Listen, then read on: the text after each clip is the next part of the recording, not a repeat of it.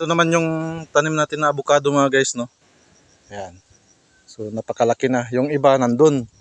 So diretso yan, pagilid doon, papunta doon sa itaas. Ayan. Ito. Ayan.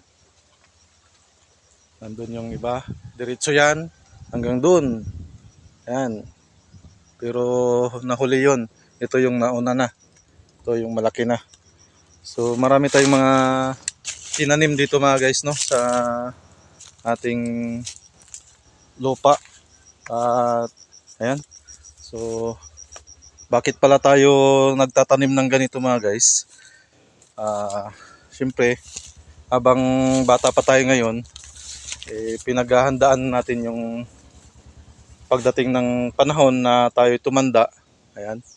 So meron tayong aasahan dito na income at makakatulong para sa ating mga pangangailangan pagdating ng katandaan natin, no. So hindi tayo aasa sa kung sino man. Sa mga anak natin, huwag tayong umasa sa mga anak natin dahil kapag nagkapamilya na mga yan,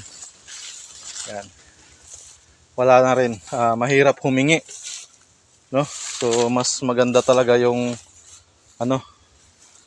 sarili nating pera.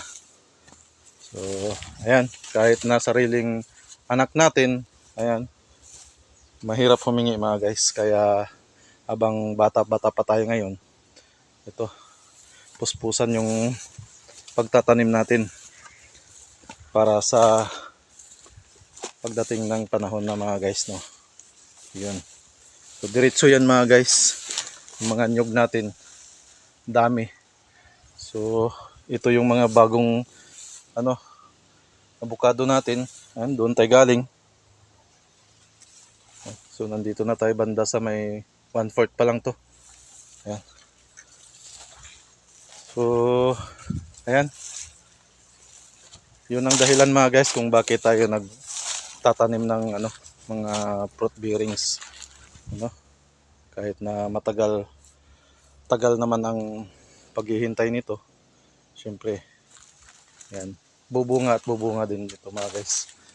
So yun lang mga guys, at maraming salamat. Ayan. So yung mga saging natin ang lulusog pagkatapos natin na inabunuhan. Ayun na yung mga puso mga guys, oh. Napakalaki ng puso. Yan. Dahil inabunuhan natin yan mga guys. So yun lang mga guys, at maraming salamat.